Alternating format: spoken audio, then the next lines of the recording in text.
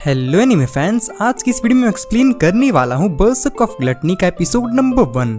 Episode की शुरुआत में हमें एक रात का सीन दिखाया जाता है जबकि बहुत सारे मॉन्स्टर्स एक साथ जमा होते हैं। तभी हम किसी मास्क पहने इंसान को देखते हैं जो कि एक चट्टान के पास खड़े था और वो उन सभी मॉन्स्टर्स के सामने आते ही उन पर टूट पड़ता है। उन्हें मारते हुए वो कहता है कि और ज्यादा मुझे और ज्यादा मॉन्स्टर्स चाहिए मारने के लिए। सीन कट होता और हम अगले सीन में एक व्यापारी को कुछ सामान ले जाते हुए देखते हैं, मगर चट्टान के पास बहुत सारे गॉब्लिन्स भी घात लगाए हुए बैठे थे और उस व्यापारी के आते ही वो उस पे हमला कर देते हैं। वैसे तो उसकी किस्मत अच्छी होती है क्योंकि पास के कुछ वॉरियर्स की नजर उन गॉब्लिन्स पे पड़ जाती है और वो वहां आकर उन्हें मारने लगते हैं।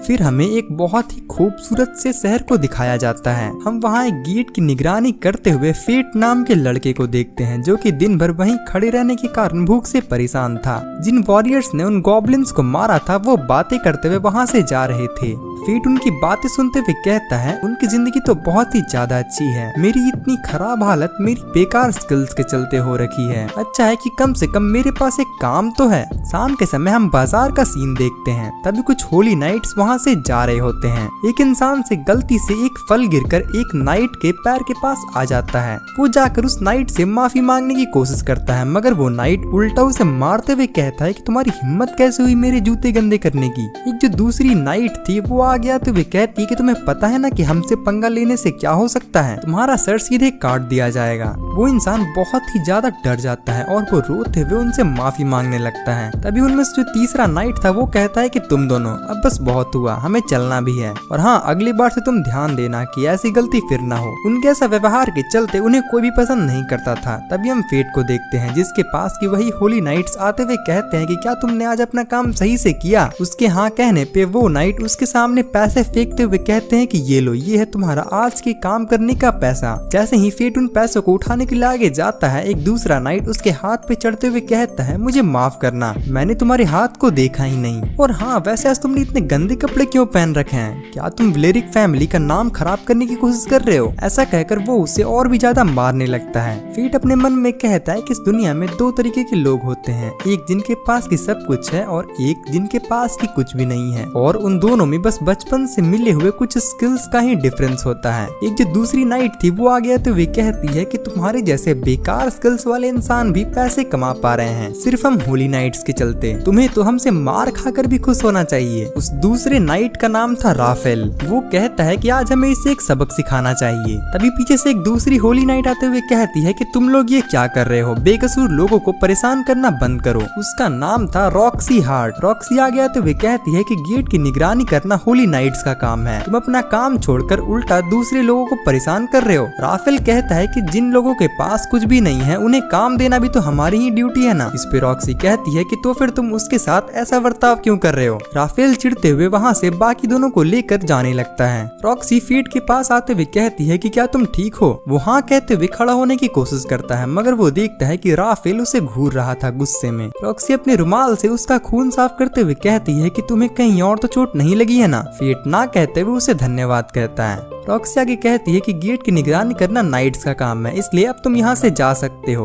और हाँ, अगर ऐसा कभी दोबारा हो तो तुम मुझे बता सकते हो। मगर इस पे फेट कहता है कि कोई बात नहीं, वैसे भी अब मुझे इसकी आदत हो चुकी है, और वो वहाँ से चले जाता है। रात के समय में हम उसे एक बार में खाना खाते हुए देखते हैं। वो रॉक्सी की बात को लेकर ही सोच रहा था। उसने रॉक्सी को नहीं बताना इसलिए सही समझा क्योंकि वो अपने प्रॉब्लम्स के चलते किसी और को परेशान नहीं करना चाहता था। बार का ओनर उसके पास आते हुए कहता है कि क्या उन्होंने तुम्हें फिर से मारा, तुम्हें ये काम छोड़ देना चाहिए वरना तुम्हारी भी हालत पिछले वाले के जैसे ही होगी। फेट बिना कुछ बोले पैसे रखकर वहाँ से चले जाता है। ग्लटनी स्किल के चलते उसे बहुत ही जल्दी भूख लग जाती थी, जिसके चलते कि वो आजकल बहुत ही ज्यादा परेशान था। वो अपने मन में सोच रहा था कि अगर मेरे पास भी अच्छे स्किल्स होते तो मैं होली नाइट भले ही ना सही मगर कम से कम एक वॉरियर तो बन ही जाता। मगर जब तुम्हारे पास कुछ भी नहीं होता है तब तुम लूजर बन के रह जाते हो। इन्हीं सब ख्यालों के बीच वो कुछ चोरों को देखता है जो कि किले में घुस रहे थे। वो दौड़ते हुए रॉक्सी को उनके बारे में बताने के लिए जाता है। रॉक्सी गेट की निगरानी करने के लिए फेट को छोड़कर वहाँ से अंदर किले की तरफ चली जाती है उन चोरों को पकड़ने के लिए। कुछ देर लड़ाई की आवाज के बाद थोड़ी शांति आने पे फेट गेट की तरफ देखने लगता है। वो वहीं रॉक्सी का इंतजार कर रहा था कि तभी वो एक चोर को देखता है जिसका की हाथ कटा हुआ था और वो भागने की कोशिश कर रहा था मेन गेट से। पहले तो वो डर के मारे भागने का सोचता है, मगर फिर उस चोर के बच के निकलने से रॉक्सी को प्रॉब्लम का सामना करना पड़ता है, इसलिए वो हिम्मत करके भाला लेके खड़ा हो जाता है। वो चोर पहले से वैसे तो बहुत ज्यादा घायल था, इसलिए फेट भी आसानी से उसे मार गिराता है। तभी एक आवाज आती है कि ग्लटनी स्किल एक्टिवेट हो चुका है।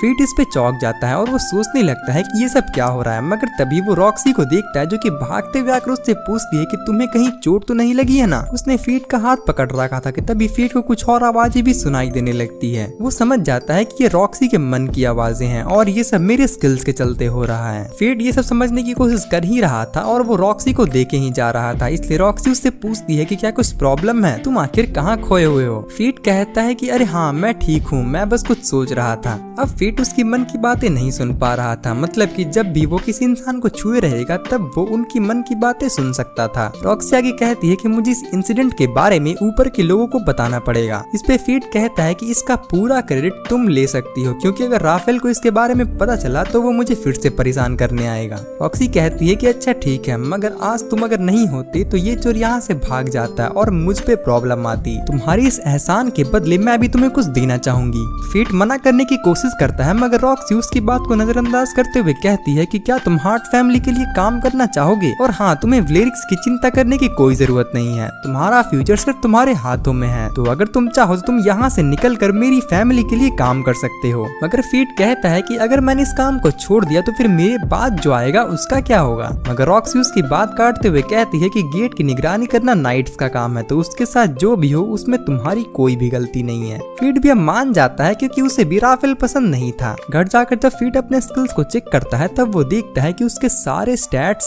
3 डिजिट्स में आ चुके थे और उसके पास 2 अलग आइडेंटिफाई और टेलीपैथी नाम के स्किल्स आए थे। तभी उसे याद आता है कि वो रॉक्सी की मन की बातें सुन पा रहा था और वो समझ जाता है कि ये पक्का टेलीपैथी स्किल का कमाल है। मगर अब उसके पास एक अच्छा चांस था अपनी लाइफ बदलने का, क्योंकि इन स्टैट्स के साथ वो भी मॉन्स्टर्स को मार सकता था। इसलिए सुबह होते ही वो बाजार चले जाता है एक तलवार खरीदने। दुकान का जो मालिक था वो बड़े ही प्यार से आकर उससे उसका बजट पूछता है। फेट जब अपनी पॉकेट से 2 सिक्कों को निकाल कर उसे दिखाता है तो वो दुकान का मालिक चिढ़ जाता है और कहता है कि तुम तो 1 नंबर के गरीब हो, इन चिल्लरों से अगर तुम तलवार खरीदने की सोच रहे हो तो फिर भूल ही जाओ। दुकान का जो मालिक था वो उसे कोने में इशारा करते हुए बताता है कि उन पैसों से सिर्फ तुम उन पुरानी और खराब तलवारों को ही खरीद सकते हो। फेट उन तलवारों में से अपने लिए एक अच्छी तलवार आइडेंटिफाई स्किल से खोजने लगता है। पीछे रखी काली तलवार को जब वो अपने हाथ में उठाता है तो वो जो तलवार था वो उससे बातें करने लगता है। पहले तो फेट चौंक जाता है, मगर आइडेंटिफाई स्किल से चेक करने पे वो देखता है कि इस तलवार का एक नाम भी था, ग्रीड, यानी कि लालच, मतलब कि ये एक रेयर तलवार थी।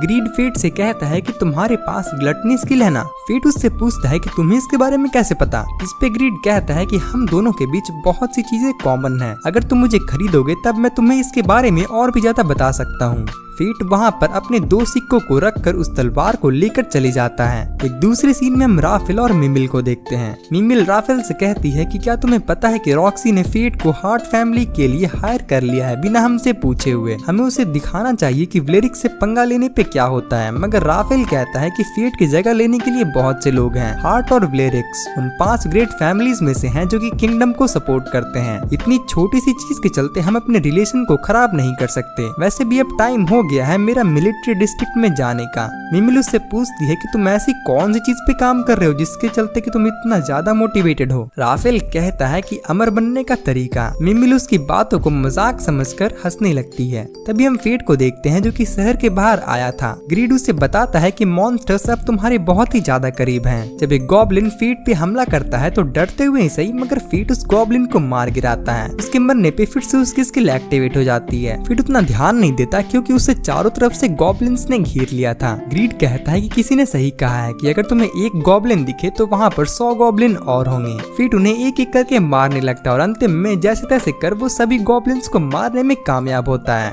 जब जब भी वो गॉब्लिन्स को मार रहा था तब बार बार उसकी स्किल एक्टिवेट हो रही थी। जब वो लड़ाई खत्म होने के बाद दोबारा अपने स्टैट्स को देखता है तो इस बार उसके स्टैट्स पहले से 10 गुना बढ़ चुके थे।